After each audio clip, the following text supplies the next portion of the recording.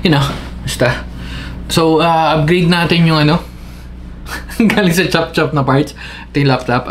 Upgrade natin. Tabi lang natin ito saglit. So, upgrade natin yung binili nating 3080. Lalagyan natin ng... wait. Tarin natin. Wala pag... Dito. Okay. Para may space. Ayun nga, upgrade nga natin tong 3080 natin. Yan. Na-upgrade na natin to wait lang, hindi ko pa dala. Bumili tayo ng 32 gig na RAM. So, isasama natin. And papalitan natin ng 1 tera. Let's go!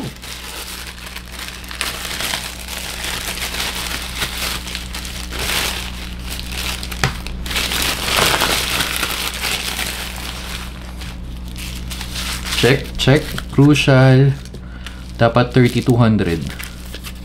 3200. Okay.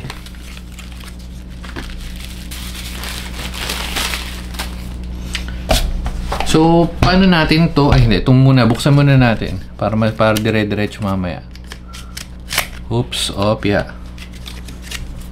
Isa pa. Oops. Opya. Okay.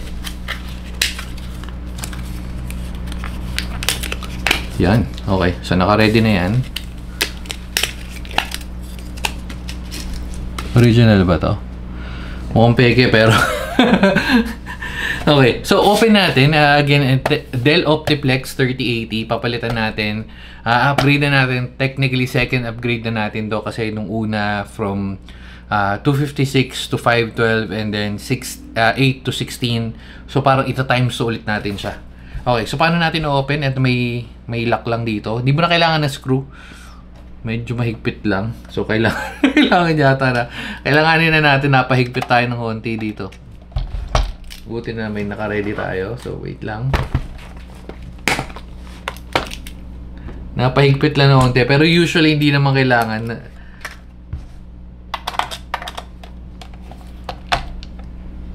Yan. Napasobra nga yung lock natin. So, okay. Anyway, so going back, yan, pag hindi ganun kahigpit, iikot mo lang yan. Pag naramdaman mo yan, yung parang hindi na kailangan siya tanggalin, push nyo lang. Oops. Yan. And then, tanggalin natin yan. So, paano natin babalitan? Ito yung SD slot, SSD. Originally, meron tong hard drive. Parang ito yung tray na to. Hindi ko alam kung hard drive or feeling ko hard drive pero meron din SSD na M2. Ano, NVMe kasi nakalagay. Ito nga, ito. Ano tong isa?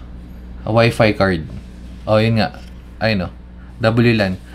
Actually, pwede tayo maglagay, pero dahil hindi naman tayo dahil hindi naman tayo maggagamitan ng Wi-Fi, hindi ko natatanggalin yung nasa laptop, ililipat natin dito. So, okay na yan.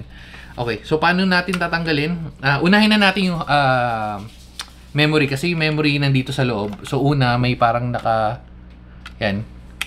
nakaipit lang. Tatanggalin mo lang yan. Oops, hopya. And then push natin to. Okay. So dito makikita. Feeling ko kailangan ko nang palitan yung Feeling ko kailangan na palitan yung thermal paste nito. Pero anyway, so yan. Open natin to. Yan, tanggalin natin. Oops. Ganun lang kasimple. Ayun din, may parang i-clip ka lang. Yeah, okay. So, yung tinanggal natin, ayun yun. Ito. Yung clip na yan. Pipindutin lang yan. And then, papalit na natin tong 32 or 16 gig para maging 32 total. Oops. Ay, matanggal. Ang late ko lang nalaman, ang maximum pala nito, ang maximum daw based sa website is 64. Pero nakabili na kasi tayo, so feeling ko okay na rin. Siguro baka pag mag-upgrade na lang tayo ulit, tsaka natin palitan. Pero anyway, so sasalpak mo lang yan, ganyan, simple. Clip. Pag narinig mo yung clip sound, okay na yun. And then next.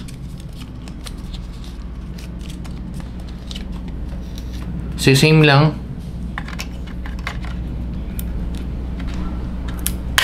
Okay. Yun.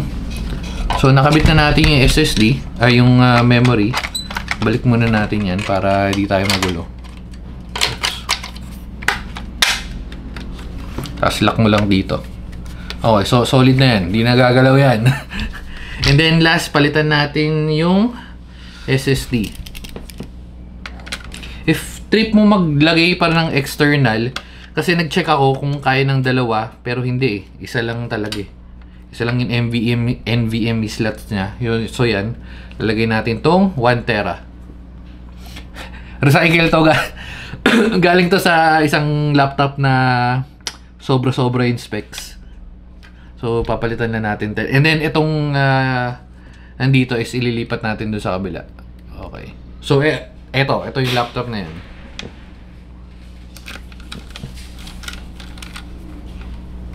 Yan, ganun lang ka simple mag palit. And then after nun, all goods. Ayan, kung kailangan mo nga ng external, kung magdagdag ng extra, pwede naman yan. Wireless card, other than that, okay na yun. And then lock mo. Tapos, all goods na siya.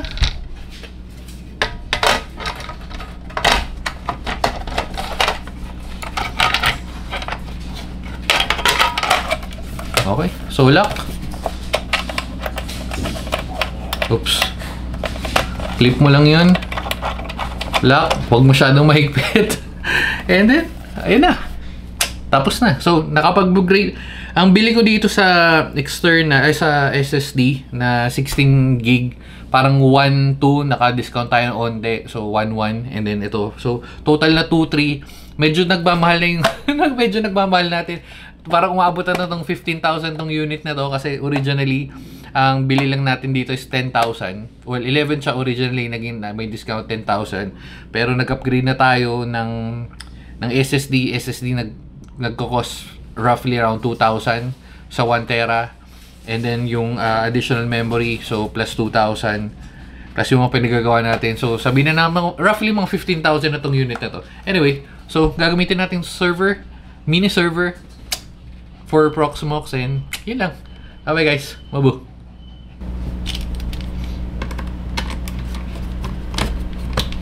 Extra na lang to.